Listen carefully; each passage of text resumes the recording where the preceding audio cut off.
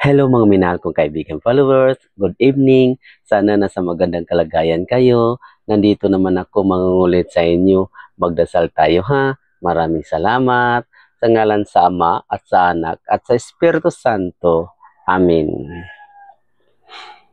Minamahal naming Panginoon na makapangyarihan sa lahat. Kami po ay dumudulog ngayon sa inyong harapan upang taos pusong nagpapasalamat sa napakagandang gabi na ito sa mga bagay at biyayang aming natamo, espiritual at material.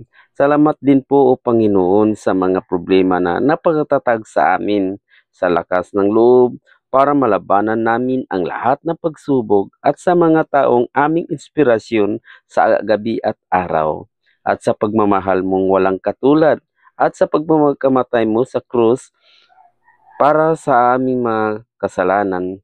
Lahat ng mga yan at marami pa ay buong buhay naming utang at papasalamatan. Amin. Sa ngalan sa Ama at sa Anak at sa Espiritu Santo. Amin.